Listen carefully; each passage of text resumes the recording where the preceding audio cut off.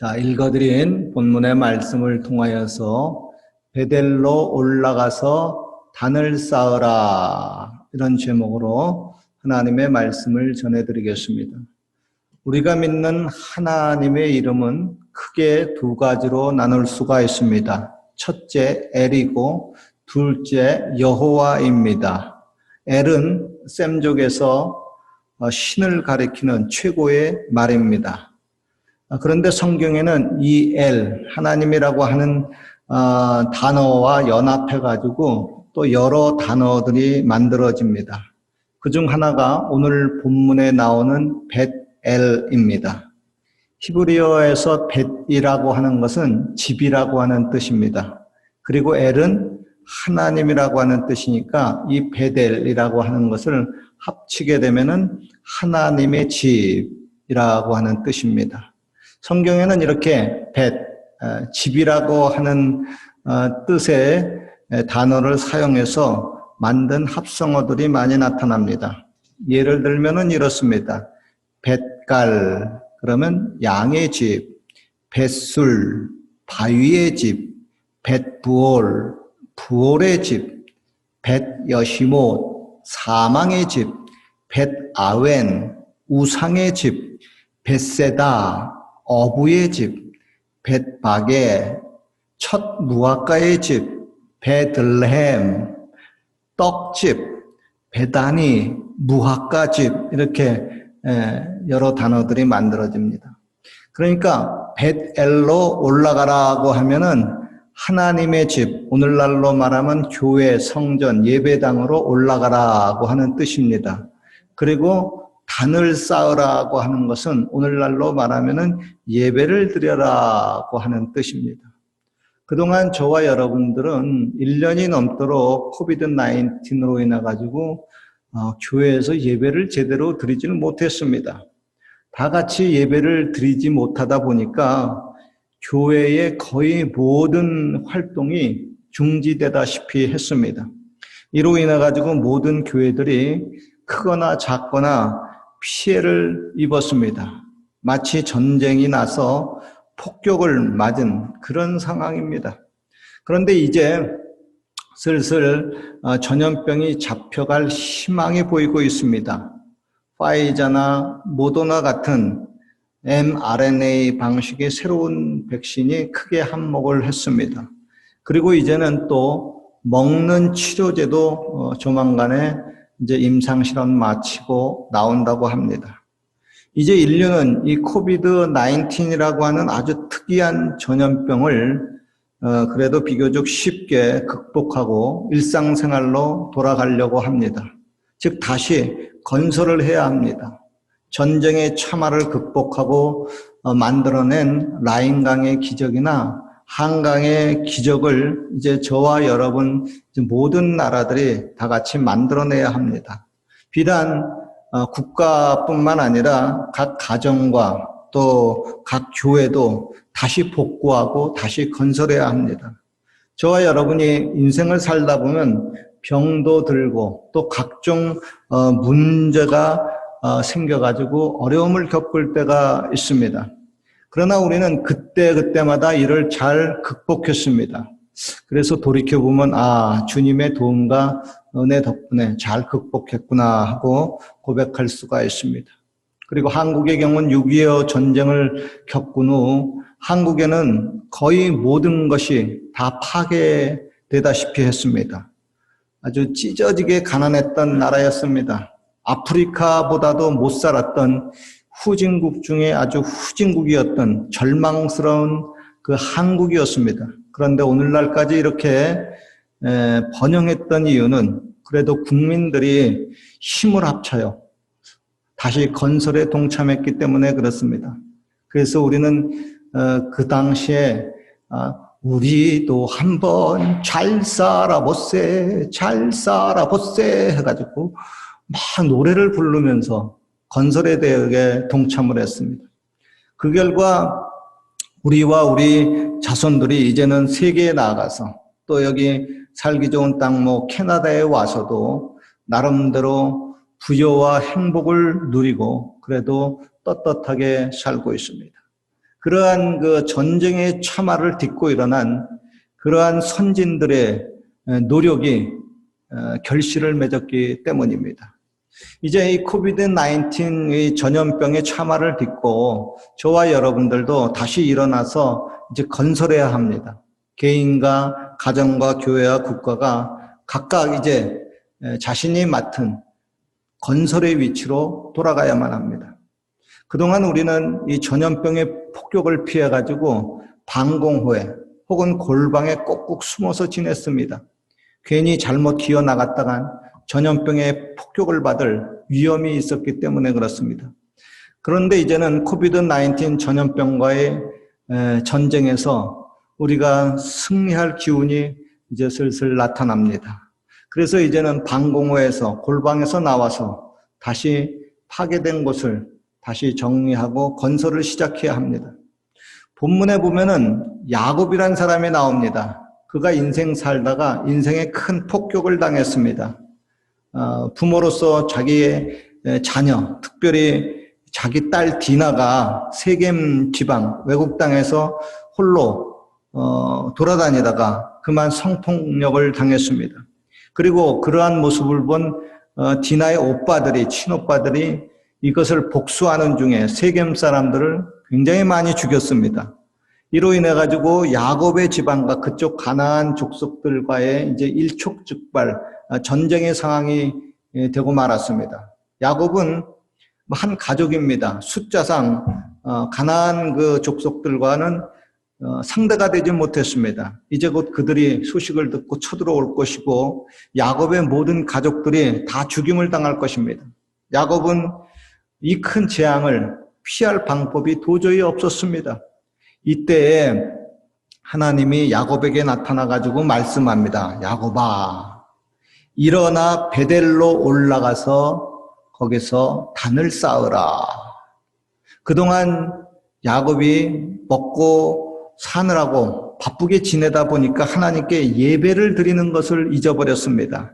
예배를 제대로 드리지 못하다 보니까 야곱의 자녀들도 그만 이방 문화에 휩쓸려 버리고 말았습니다. 그리고 성폭력 사건도 일어났고 큰 살인 사건도 일어났습니다.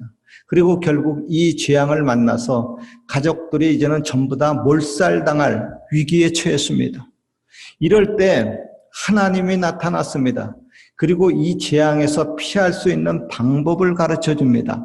그게 뭐냐? 다름 아닌 일어나서 베델로 올라가 거기서 단을 쌓으라고 하는 겁니다. 그동안 우리들도 베델 하나님의 집에 이 코비드-19 때문에 오지 못했습니다. 많은 분들이 오지 못하고 있어요. 코비드-19 전염병의 공격을 받았기 때문에 그렇습니다. 그래서 어찌 보면은 베델로 올라가서 단을 쌓으라, 즉 하나님의 집에 가서 예배를 드리라 하는 말은 현재 야곱이 당한 이 재앙을 피할 수 있는 방법이 전혀 아닌 것 같습니다. 아니, 재앙을 피할 수 있는 방법을 하나님이 주시지 않고 왜 하나님의 집에 가서 예배를 드리라고 하는가? 좀 이상합니다. 그러나 하나님의 사람 야곱은 깨달았습니다. 아, 이거 우리 가족이 이렇게 큰 재앙을 만난 것은 나와 우리 가족 식구들이, 자녀들이 하나님을 잊어버렸기 때문이구나. 그래서 야곱이 가족들에게, 자기 자녀들에게 신앙 고백을 합니다. 얘들아, 애비가 잘못했다. 애비가 하나님을 잊어버려서 그런 모양이다. 그러니 베델로 올라가자. 나의 환난 날에 내게 응답하시고 나의 가는 길에 나와 함께 하신 하나님께 거기서 단을 쌓자 그랬습니다. 같이 한번 따라해 봅시다. 거기서 단을 쌓자. 어디서요? 거기서. 거기가 어디예요? 베델. 하나님의 집입니다. 교회.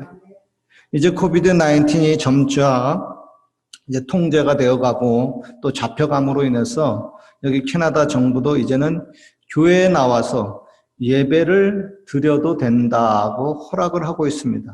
얼마 전까지만 해도 엘버타 정부가 하루 확진자 수가 2,000명 막 이렇게 나올 때에는 교회에서 15명 이내에서만 예배 드리라고 허락을 했습니다. 다른 성도님들은 전부 다 온라인으로 예배를 드리라고 했습니다. 그런데 이제는 확진자 수가 여러분도 아시다시피 이제 100명에서 200명 수준으로 10분의 1 수준 혹은 20분의 1 수준으로 싹 떨어졌습니다. 뭐 저와 여러분들이 짐작을 하죠. 그죠? 백신이 팍 전파가 되더니 백신 맞다 보니까 이렇게 급격히 확진자 수가 떨어졌구나. 그리고 사망자 수도 상당히 많이 떨어졌구나 하는 것을 깨닫게 됩니다. 그로 정부가 이제 교회 수용 인원의 3분의 1 정도는 나와서 예배를 드려도 된다. 그 대신 마스크를 써라. 이렇게 얘기하고 있죠. 저희 교회의 경우 3분의 1 정도면은 한 60명에서 70명 정도까지는 교회에 나와서 예배를 드려도 좋다고 하는 겁니다. 그래서 이제는 교회가 또 직장이, 사회가, 국가가 조만간에 이제 정상화를 밟을 예정입니다. 지금 정상화 과정 스테이지 2인데 스테이지 3가 되게 되면 이제 정상화, 일상화가 돼버리고 마는 겁니다. 그러니까 저와 여러분들이 이제 일상화, 정상화가 이제 가까이 왔구나 하고 깨닫고 일상생활로 돌아갈 준비를 해야 합니다. 즉 골방에서 다시 나와서 다시 이제 건설할 준비를 해야 합니다. 특별히 우리 믿는 사람들은 무엇보다도 예배가 정상화되어야 합니다. 그냥 골방에만 처박혀가지고 여기만 좋사오니 하고 계속 온라인 예배만 고집하면은 안 됩니다. 온라인 예배만 계속 고집하다 보면 나중에 그것도 제대로 드리지 못하게 돼버리고 맙니다. 직장에서도요, 이제는 재택근무 근무하고 직장 사무실로 나와라 하면은 여기가 좋았는데 하면 안 됩니다. 다시 차 타고 러시아워 극복하고 다시 서둘러서 이제 직장 사무실로 나가야 됩니다.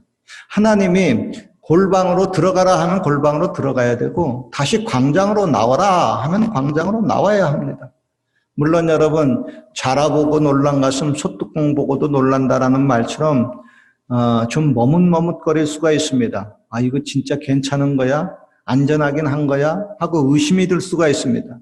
물론 여러분 100% 장담은 못하지만은 백신을 맞은 분들이요 마스크를 쓰고 안전수칙을 지켜가며 일주일에 한 번 이렇게 잠시간 예배를 드리는 것은 쇼핑몰에서 쇼핑하는 것보다는 훨씬 안전할 것입니다.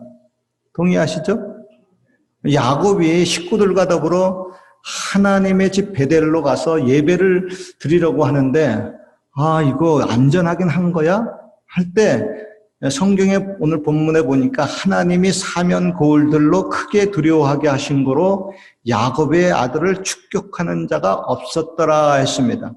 즉 하나님이 베델로 올라가서 온 가족이 그래도 예배를 드리려고 하는데 그들을 축격하지 못하도록 안전하게 지켜주셨다고 하는 겁니다. 할렐루야. 그래서 드디어 야곱이 베델로 올라가 가지고 온 가족이 예배를 드린 후에 이제 감격해가지고 그곳 이름을 엘 베델이라고 불렀습니다. 베델 하면은 하나님의 집인데 엘 베델 하면은 엘 하나님이 한 번 더 들어가는 겁니다. 그러니까 하나님의 집을 2번 반복해서 부른 겁니다. 다시 말하면 여기가 바로 하나님의 집, 하나님의 집이군요 하고 이렇게 감격이 묻어나는 고백이 엘 베델이군요 하는 겁니다. 여러분의 경우는 어떻습니까? 이제 가족 식구들이 또 모두 여기 교회에 나와가지고 예배를 드린 후에 야곱처럼 주여 여기가 바로 엘 베델 하나님의 집이군요 하는 이런 감격의 고백이 나오시길 주의 이름으로 축원합니다. 지금으로부터 22년 전에 하나님이 우리들에게 이곳 캐나다 캘거리 땅에 여기 아름다운 성전을 주셨어요. 우리는 여기에서 새벽 예배, 수요 예배, 금요 예배, 주일 예배, 또 여러 특별 예배 및 각종 모임을 여기에서 가졌습니다. 또 교회 연합 예배, 연합 성회도 또 여러 선교 모임도 다 우리 교회에서 많이 가졌습니다. 우리들에게 있어가지고 여기가 바로 감격의 엘 베델입니다. 그동안 우리는 코비드 19로 인해가지고 1년 이상 교회에 나오지 못한 성도님들, 이제 그런 분들이 다시 하나님의 집으로 나와서 가족들과 함께 감격의 엘 베델 예배를 드리도록 이제 시동을 슬슬 걸어야 합니다. 마냥 여기가 좋사오냐 하고 퍼질러 있으면 안 됩니다. 하나님이 지켜주실 것입니다. 예배를 드리러 엘베델로 올라간 야곱의 가족들을 하나님이 지켜주신 것처럼 저와 여러분들이 또 이렇게 하나님 앞에 나와서 예배를 드리려고 할 때 가족들을 지켜주실 겁니다. 여러분, 야곱에게 나타나신 이런 하나님이 여러분들에게도 나타나시기를 주님의 이름으로 축원합니다. 이전에 하나님은 베델에서 야곱에게 나타나가지고 이렇게 말씀하셨습니다. 야곱아, 나는 여호와 내 조부의 하나님이라. 내가 이 땅을 너와 내 자손에게 주리라. 땅의 모든 족속이 너와 네 자손으로 인해서 복을 얻으리라. 내가 너와 함께 있어 어디로 가든지 너를 지키리라. 이 일을 다 이루기까지 내가 너를 떠나지 아니하리라 그랬습니다. 그래서 야곱은 그곳을 베델, 여기가 바로 하나님의 집이군요 하고 베델이라고 부르고 거기서 돌단을 쌓고 이렇게 소원합니다. 여호와여, 정녕 하나님이 나로 아비 집으로 평안히 돌아오게 하시오면 여호와께서 나의 하나님이 되실 것이요, 하나님이 내게 주신 것에서 10분의 1을 하나님께 반드시 드리겠나이다. 결론입니다. 하나님이 야곱에게 나타나서 이제 베델로 올라가서 단을 쌓으라고 하신 것처럼 오늘날 우리들에게도 이제 다시 하나님의 집으로 나와서 예배를 드려라고 말씀합니다. 아무쪼록 여러분들도 다시 가족들과 함께 하나님의 집으로 와서 예배를 드리는 중에 여러분들도 여기가 바로 하나님의 집 엘베델이군요 하는 감격의 고백이 나오시길 주님의 이름으로 축원합니다.